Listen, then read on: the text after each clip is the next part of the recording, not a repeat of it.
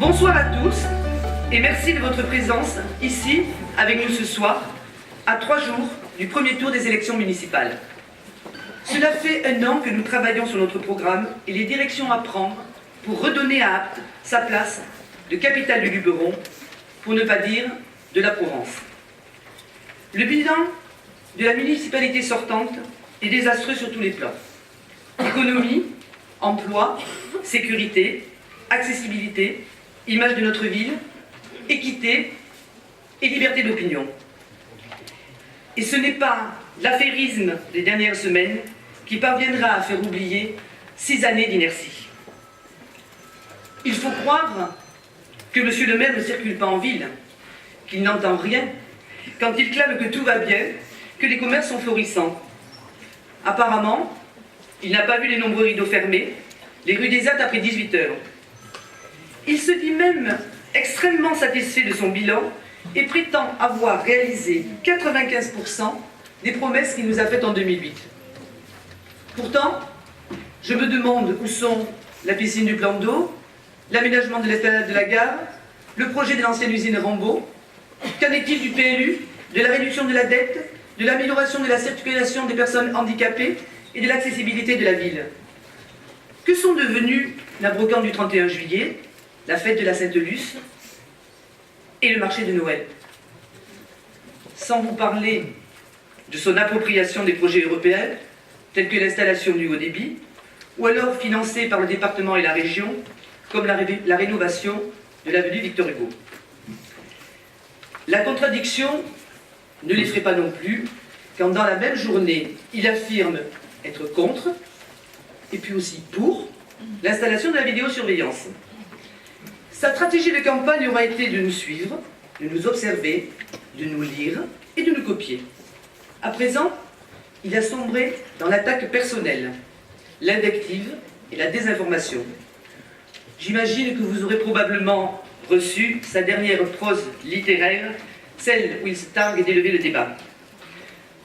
De notre côté, nous avons dû faire preuve d'imagination pour trouver des salles de réunion. Nous avons dû masquer le nom de plusieurs membres de notre comité de soutien qui subissaient des pressions, mais ni cette ambiance délétère, ni les intimidations, ni les manœuvres, ni les attaques personnelles ne nous ont fait reculer. Au contraire, nous pensons qu'il est encore plus urgent de renforcer la démocratie locale et d'appliquer des critères élevés en matière d'éthique, de déontologie, d'information et de transparence. Nous avons rencontré les acteurs économiques, touristiques, culturels, les leaders d'opinion. Nous avons analysé les chiffres, nous avons tiré les enseignements des études et obtenu une véritable photographie de notre ville d'Apt. Mais nous avons aussi, et surtout, rencontré les Aptésiens au cours de visites en porte-à-porte, au cours de réunions d'appartements, au cours de réunions publiques et dans notre permanence en centre-ville. J'ai frappé personnellement à plus de 3000 portes. Et je tiens à dire que ce porte-à-porte a été une formidable expérience. Les Aptésiens ont le sentiment de n'être ni considérés, ni entendus quand ils s'adressent à la mairie. Les nouveaux habitants sont étonnés de ne pas être accueillis. Alors, il est grand temps que les choses changent. Nous ne pouvons pas nous contenter d'être une ville moyenne et sans ambition, de vivre sur les regrets d'un passé révolu, alors que nous disposons d'un véritable potentiel. Un potentiel qui ne demande qu'à être réveillé pour devenir la capitale du Luberon, un Luberon qui rayonnera bien au-delà de nos frontières.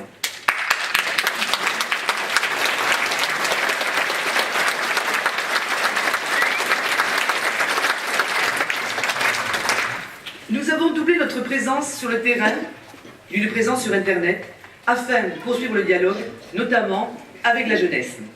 Le nombre de visiteurs sur notre page Facebook en fait l'une des pages les plus populaires des élections municipales en Vaucluse. Tout ce travail a été fait en collaboration étroite avec toute mon équipe. Nous sommes tous dynamiques, motivés et engagés à 100%. Nous sommes prêts à porter nos projets au niveau local, au niveau départemental, au niveau régional, national et européen pour remettre Apt sur le devant de la scène. Nous sommes une équipe nouvelle, représentative de tous les Aptésiens et de tous les quartiers. Nous sommes aussi une équipe intergénérationnelle où les jeunes ont une vraie place. Ainsi, par exemple, 3 des candidats au poste d'adjoint ont moins de 35 ans. Ensemble, nous réunissons des compétences solides et complémentaires pour avancer de front sur tous les dossiers prioritaires. Nous sommes motivés par la même envie, la même volonté, un courage certain, une vision commune apte horizon 2020.